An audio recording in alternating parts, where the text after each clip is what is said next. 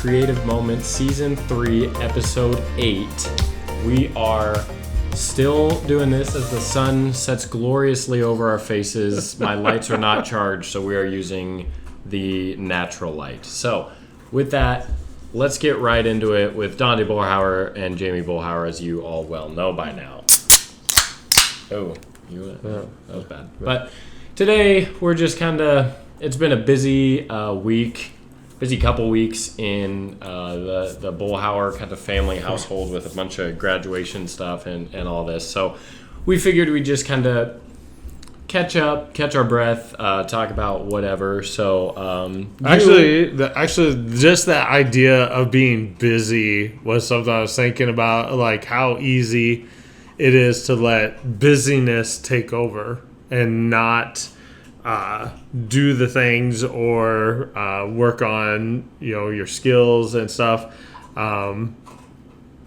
It is one of those real life hurdles for creative people. Definitely. And we have been busy.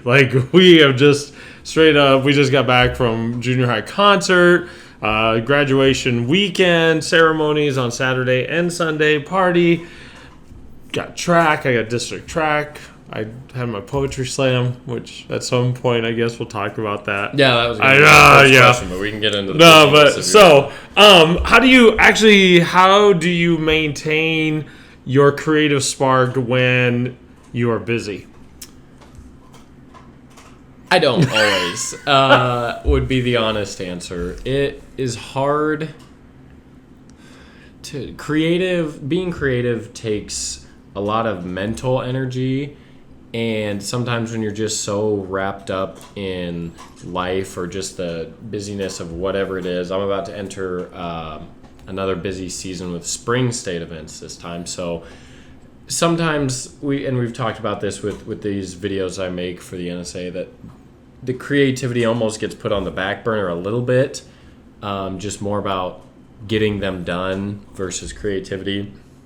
I think a good way to kind of keep it kind of flowing is one, I love being outside all the time, so that always just kind of seems to spark something, whether I'm just one-wheeling and I see like some nice lighting or something like that. That happened earlier this week. Went out with JC and took photos because I saw that like all the flowers on my one-wheel trail were like in bloom, so I was like, okay, yeah, let's go take some photos of that. So I try to be outside a lot. There's always something interesting going on that typically sparks something.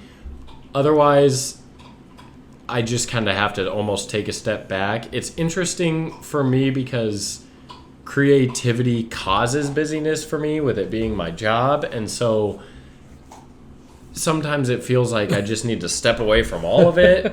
But I find very rarely now I just make stuff for me, and that's usually when I am like, I need to go on a trip, so that it's just dedicated to that.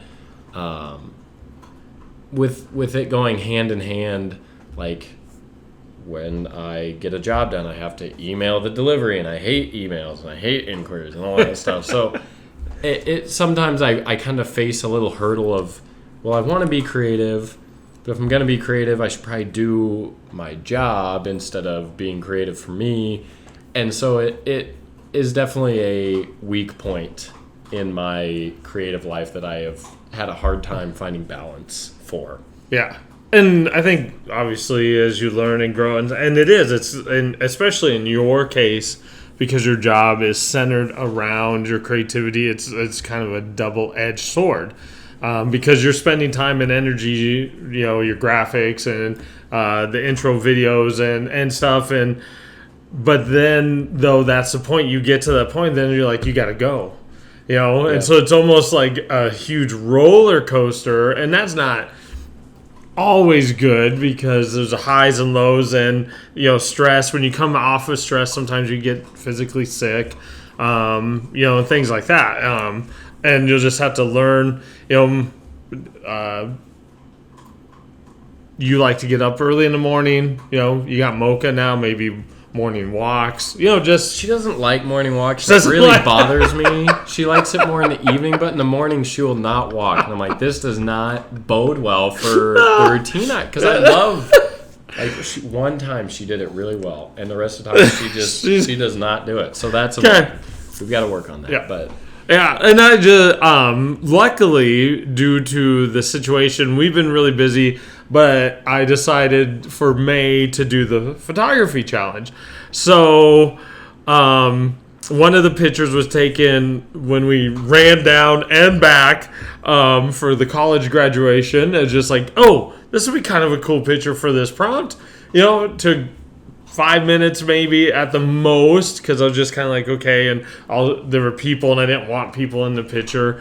And so it just correlates that I've got a challenge going on at the same time of the business, but I had just finished the poem a month challenge with April. And that also, in a sense, helped, but yet that also was kind of like, okay, I just got home from a track meet. It's 9:00 at night, and I added that I really wanted to make sure I tried out new forms or revisited forms I hadn't done in a while. And so the mental energy at the end of the day to get that done, but because it was a challenge, I think that helped out. It kept me, and it's keeping me even now, to stay or focus on the creativity, since in this case it's photography and I'm nowhere close as good as you. I still see it. I still see the world in that creative lens instead of the being burned out lens and like, oh my gosh, I gotta, do that type of thing. So yeah, busyness. It's a tough thing. We all get there, but I think in your case, I think a lot of people have that moment that they get so busy, and then there's like, okay, kind of burnout. Yeah. And in the long run, that's not good, because that's just a roller coaster of stress on your mental and your physical state. Yeah. So you have a whole other type of busyness, having an entire family to look after, provide for, and then a job with coaching on top of that. How do you? I know. So you spent the whole month of April prepping for the Nebraska Slam Poetry Tryouts. Yep. So that was a whole finding time, because that can be stressful as well. Finding time for that in the midst of the busiest time of the year for you. So it was fun. I tweeted about this a little bit, that especially other teams. I think my team, my jumpers, kind of know and knew, but I would walk and I would be reciting the poems, just like, okay, it's a 2 mile. I'm just gonna walk and go through that. So I just infused it into the schedule when I could. And so the big reveal, I didn't make finals. I made it through 2 rounds. Still kind of bitter. All I will say is that I did memorize all my work. I did everything, and all 3 finalists who made it read off of a screen. And I just was kind of like, does it not matter? Like, I really kind of had my performance down. I practiced lots of things, and it didn't seem to matter. But that's subjectivity. Yep. I mean, in the creative world, you're going to be faced with that no matter what you produce: art, books, photography. Yep. I just delivered a shoot from last week. And I thought I did really well, and I took a lot of time editing it because there wasn't a lot of color in it, and so with that, color temperature can really sway versus basically like what they're wearing, or even like just when there's just like gray, white, and black, everything looks skewed if your temperature is just a little bit off. It either looks yellow or green or blue or magenta, something like that. So I really focused on nailing down the colors for it. Sent it off. The person that will be paying me loved it. The person that she sent it off to use hated it. And said that the color correction sucked, and we need to discuss it moving forward, and they just asked for all the unedited photos, which, if you know, in the photography world, is a big no. Like that's not my full product, so that shouldn't be something that I ever deliver. But it's like, and then so that client is a designer, and I checked out his website. And my subjectivity, I thought his work was awful, just terrible. So he's never gonna watch us, but it was awful. It was very 2005. Everybody has a and vibe. so Everybody has a vibe.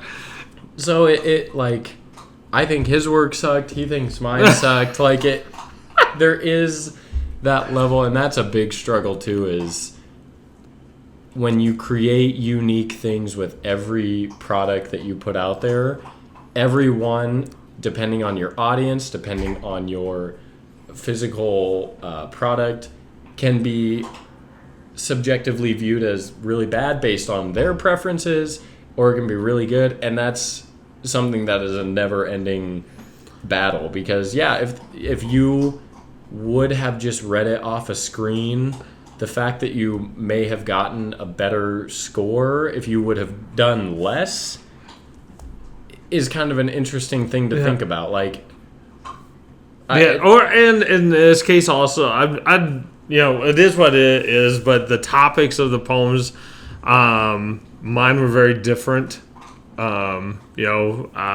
Especially the first one, A Poet's Price, it just was different than what everybody else brought, and I don't know. Yeah, it just was one of those things. The hard part is I put in a lot of time. I really wanted this. Who won the slam will represent Nebraska at nationals this summer, and I was gunning for it. I was like, I want to do this, and that's also, it's crazy to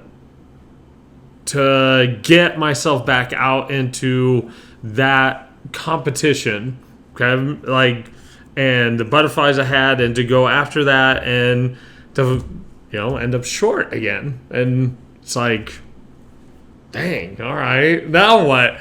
And as a creative, when you get feedback like that, honestly, like, I ended up writing a new poem because of it. But I just, like, driving home, I was like, it's been relatively, I've enjoyed the process. I like, the communities and stuff, but I'm just like, I just feel like I'm stagnant to a degree. How do I break through? And so I was like, that maybe this is it. Maybe this is the sign that I'm just, and then I wrote a poem. So here you go. And then I wrote a blog, and you can't get away from your own creativity. It's just the success part, the appreciation for it, and going after something. I hadn't done that individually. As a coach, it's teams and athletes, and I'm helping them, and that's different. This was my thing, and it just was it's a different kind of sting. And we've talked about the creep, like, you're putting all this work into something that's like your baby, it's you. Yeah. And just to get that negative result, negative feedback coming up short, it stings just more than most,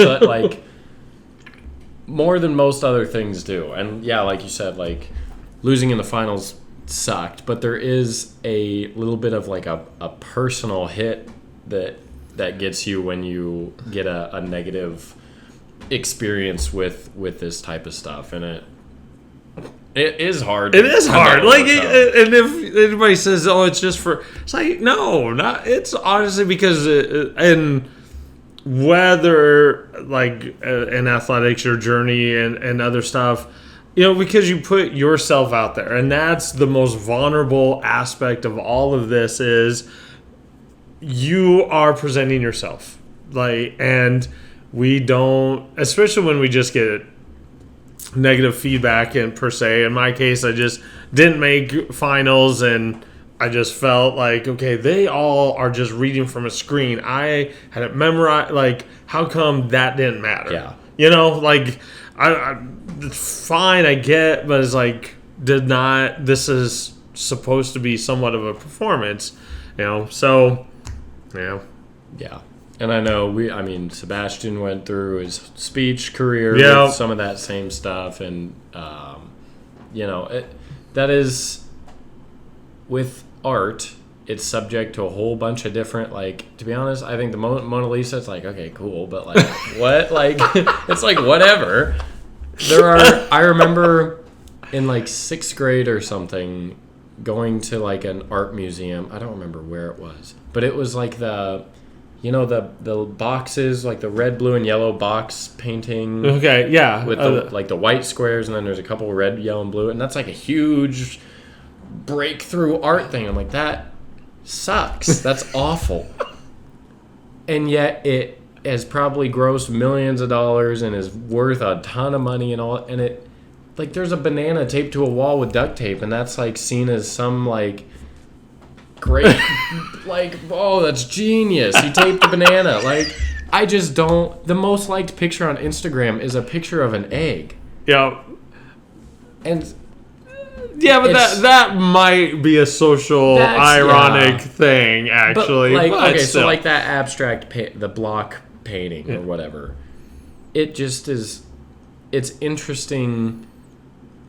All the factors that go into play, like when viewing this stuff and critiquing it and kind of valuing it. Like, if you were the only one that performed, how did that not stand out so far from all the other ones? That's the part that stung, because I'm like, and one of them, it was a computer. Like, they put a computer and they just read and I'm like, memorize everything, like, oh. But it is subjective, though. I mean, it is subjective, and it just was kind of. And now a week later, it still stings. A week later, though, I'm actually like, what? I improved a lot on some things. I learned new techniques in regards to expanding my poetic toolbox. I am really good at some classic forms and stuff like that, but now understanding pauses and creating tempo within pockets and stuff, and creating rhyme schemes that aren't just end rhymes or so. Like, I admit, yes, it is, but you have to get there right at the moment when it's over or the critique comes, or like that moment is raw. It hurts. Yes, we get over it. We learn that we did learn some cool things, but I think in the creative world, and I think sometimes for people who are trying to venture into this world, I think is one of the things that scares them, because we do know that this is us. This is my poem. This is my painting. This is my photograph, my sculpture, whatever, and I've given my time and effort and heart into this, and here, world, you do what you want with it. Or what do you think? What do you think?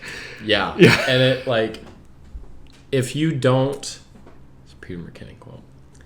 He says, if you are not like scared or nervous when you hit post, or when you, like, right before you give a performance, or like the moment leading up to that product becoming in the public eye, you probably didn't put enough heart into it, and you probably don't care that much about it. And so that, I can agree with that. Yes. That's kind of like a silver lining. Like, at the very least, what you put out there was your best work. It was the exemplification of you, and you put all you had into it. Like, if you didn't have butterflies before going on and doing that performance, you probably didn't. And I had to go first. Of course I started the whole thing. I'm like, and I think I was the only one not from Omaha or Lincoln also. Like, I just, butterflies? Yeah. They're like, called my name, like, of course I have to go first. Was it alphabetical? No, they said it wasn't, but anyway. He's from Hastings. Yeah, he's from Hastings. This guy, don't know him. He's not in this circle. Interesting. Did Yep. they give you a critique after, or So they did just the traditional poetry slam. They wrote the scores on whiteboards. They announced the scores out. They dropped the high and the low, and to a degree, the math it got. I will admit a little bit like there's a lot of middle scores, and so sometimes it's interesting because I don't think I scored less than an 8.5, but I scored as high as like a 9.1 on the first one. But there's a lot of that middle 8, and it just because to get into finals they took both round scores, so there was a lot of math and a bunch of like scrunched numbers with that. But again, it is subjective. Then they announced it and they yeah, and I mean even it goes even as deep as someone's personal experience may be related to this poem more, and that it hits them differently. Yep.